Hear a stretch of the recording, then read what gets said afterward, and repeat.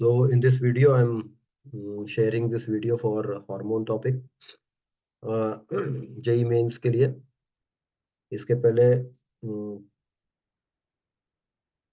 JEE main exam जब आप देने जाएंगे तो उसके लिए ये बात ध्यान रखिए कि पेपर में तीनों सब्जेक्ट्स को लगभग बराबर टाइम देना है।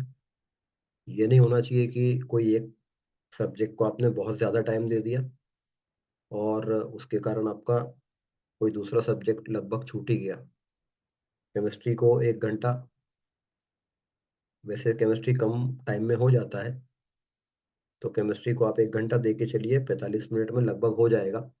उसके बाद फिजिक्स पे शिफ्ट होइए। 1 घंटे में जितना फिजिक्स हो उतना करिए। यदि बच रहे हो 4-5 क्वेश्चन तो छोड़ दीजिए, आगे बढ़िए। और फिर उसके बाद मैथ्स को 1 घंटा दीजिए। यदि आखिरी में कुछ टाइम बचता है तो जो क्वेश्चन छोड़े हैं वो देख सकते हैं।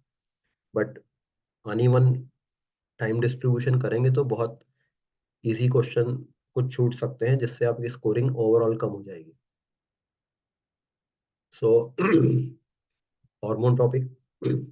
हार्मोन्स क्या होते हैं? These are the intercellular chemical messengers. Hormones intercellular chemical messengers होते हैं जो कि hormones are the intercellular chemical messengers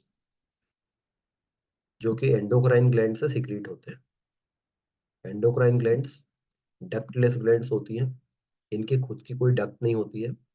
ये अपने जो हार्मोन बनाती है इनको डायरेक्ट ब्लड में डाल देती है, तो ब्लड उनको पूरी बॉडी में सब जगह लेकर जाता है।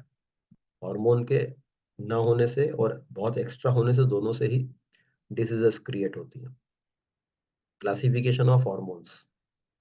हार्मोन्स का क्लासिफिकेशन बेसिकली 2 होता है। स्टेरॉइड हार्मोन्स, ऐसे हार्मोन्स जिनके स्ट्रक्चर में ऐसी 4 मेंबर्ड रिंग सिस्टम रहता है जिसको स्टेरॉइड रिंग सिस्टम कहते हैं। ये बेसिक स्केलेटन है उस सिस्टम का, एग्जैक्ट स्टेरॉइड रिंग नहीं है ये। दूसरे होते हैं नॉन स्टेरॉइड हार्मोन, जो स्टेरॉइड के डेरिवेटिव नहीं रहते हैं। सेक्स हार्मोन्स, ये भी स्टेरॉइड हार्मोन ही होते हैं। इसलिए क्लासिफिकेशन में हार्मोन का 2 ही क्लासिफिकेशन होगा, स्टेरॉइड और नॉन स्टेरॉइड। स्टेरॉइड हार्मोन्स 2 प्रकार के होते हैं। एक तो जो एड्रिनल ग्लैंड से सीक्रेट होते हैं, एड्रिनल ग्लैंड, और दूसरे सेक्स हार्मोन्स जो गोनाड से सीक्रेट होते हैं। गोनाड मतलब primary sex organs. Adrenal gland जो होती है किडनी के ऊपर एक छोटी सी ग्लैंड होती है, इसको एड्रिनल ग्लैंड कहते हैं। और इसके 2 पार्ट होते हैं। जो बाहरी पार्ट होता है इसको कहते हैं कॉर्टेक्स, और जो इसका बीच का पार्ट होता है इसे कहते हैं मेडुला। इसके कॉर्टेक्स और मेडुला दोनों पार्ट से हार्मोन सीक्रेट होते हैं। कॉर्टेक्स पार्ट से जो हार्मोन सीक्रेट होते हैं ये 2 होते हैं, ग्लूकोकॉर्टिकॉइड्स और मिनरलोकॉर्टिकॉइड्स। नाम से पता चल रहा है कि ये कॉर्टेक्स पार्ट से सीक्रेट होते हैं। और ग्लूकोकॉर्टिकॉइड मतलब जो ग्लूकोज या कार्बोहाइड्रेट के मेटाबॉलिज्म को रेगुलेट करता है। ये बॉडी में इन्फ्लेमेटरी रिएक्शंस को भी कंट्रोल करता है। यदि एड्रिनल ग्लैंड ठीक से काम नहीं करती है तो इससे जो डिसीज होती है that is called Edison's disease, और उसके कारण बॉडी में ग्लूकोज की कमी होती है, दैट इज कॉल्ड हाइपोग्लाइसीमिया, और इससे स्ट्रेस क्रिएट होता है।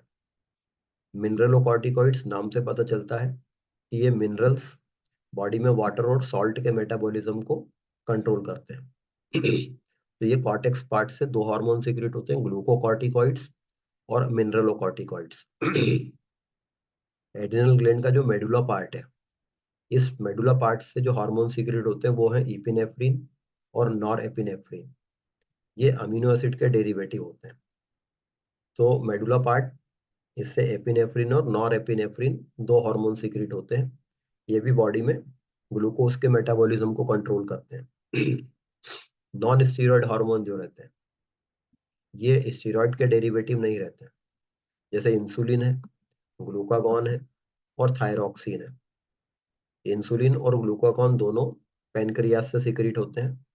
पैनक्रियास में आइलेट्स ऑफ लैंगरेंस करके एक बॉडी होती है जिसमें बीटा सेल्स होती हैं, उनसे ये इंसुलिन सीक्रेट होता है। इंसुलिन एक पेप्टाइड हार्मोन है, ये क्वेश्चन काफी पूछा जा सकता है। ये एक पेप्टाइड हार्मोन है, मतलब ये अमीनो एसिड्स की एक चेन होती है। इंसुलिन और ग्लूकागॉन दोनों के काम अपोजिट रहते हैं। इससे ये बॉडी में ब्लड में ग्लूकोज लेवल को कम ज्यादा करते हैं। इंसुलिन ग्लूकोज को, ब्लड में जो ग्लूकोज होता है उसको पॉलीमर में कन्वर्ट करके ग्लाइकोजन बना देता है। तो ये ग्लूकोज को कम करके उसको ग्लाइकोजन में बदल देता है। तो ब्लड ग्लूकोज कम हो जाता है इंसुलिन के कारण। जब बॉडी को ग्लूकोज की जरूरत होती है तो ग्लूकागॉन हार्मोन जो रहता है ये ग्लाइकोजन को ब्रेक करके ब्लड में ग्लूकोज बना देता है। तो इंसुलिन यदि ज्यादा होगा तो ब्लड में ग्लूकोज कम हो जाएगा क्योंकि ये उसको ग्लाइकोजन में बदल रहा है। और ग्लूकागॉन के कारण ग्लूकोज लेवल बढ़ेगा। तो इंसुलिन के कारण ब्लड ग्लूकोज लेवल कम रहता है, कम होता है। इन केस की बॉडी में इंसुलिन नहीं बन रहा है तो ब्लड ग्लूकोज लेवल कम नहीं हो पाएगा, बहुत हाई बना रहेगा। That condition is called diabetes, insulin का न बनना। तो बाहर से पेशेंट को फिर इंसुलिन दिया जाता है। तो ये इंसुलिन और ग्लूकागॉन दो हार्मोन है जो कि पेप्टाइड हार्मोन है। थायरॉक्सिन ये थायराइड ग्लैंड से सीक्रेट होता है, जो गर्दन में, नेक रीजन में रहती है, थायराइड ग्लैंड। और ये हार्मोन रहता है थायरॉक्सिन। यदि ये हार्मोन कम सीक्रेट होता है बॉडी में, दैट इज कॉल्ड हाइपोथायरॉयडिज्म। ज्यादा सीक्रेट होता है, दैट इज हाइपरथायरॉयडिज्म। और दोनों ही कंडीशन बॉडी के लिए ठीक नहीं रहती है।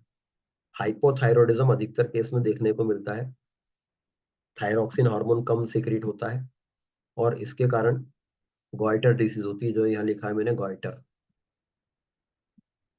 इसमें ओबेसिटी, मोटापा होता है, लिथार्जी होती है।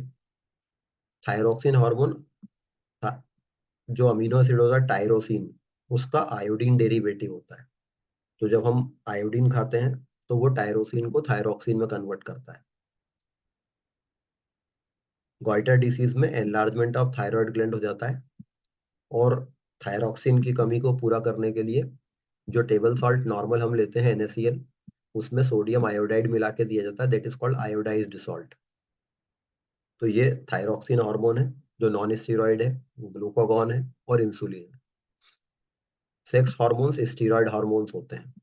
ये गोनाड से सीक्रेट होते हैं। गोनाड मतलब मेल्स में टेस्टिस और फीमेल्स में ओवरी, जो प्राइमरी सेक्स ऑर्गन है। टेस्टिस जो रहती है मेल में, ये दो सेक्स हार्मोन सीक्रेट करती हैं, टेस्टोस्टेरोन और एंड्रोजन। ओवरी जो रहती है ये दो सेक्स हार्मोन क्रिएट करती है, ईस्ट्राडायोल जिसको एस्ट्रोजन भी कहते हैं, और प्रोजेस्टेरॉन। ये दोनों हार्मोन जो रहते हैं मेल और फीमेल में सेकेंडरी सेक्सुअल कैरेक्टर्स डेवलप करते हैं। प्रोजेस्टेरॉन हार्मोन जो रहता है ये प्रेगनेंसी में काम आता है और ये यूट्रस को फर्टिलाइजेशन के लिए प्रिपेयर करता है। तो ये हार्मोन्स का एक सिंपल क्लासिफिकेशन है और उनके कुछ फंक्शंस मैंने आपको बताया। इस शीट को आप प्रिंट आउट लेकर 2-3 बार लिख के देख लीजिए, जिससे आपको नाम याद होंगे, फंक्शन याद होंगे। और या फिर इस वीडियो को 3-4 बार देख लें आपकी एग्जाम के पहले, तो आपको वर्ड्स याद हो जाएंगे और इनमें से कई क्वेश्चन आ सकते हैं। Thank you and best of luck.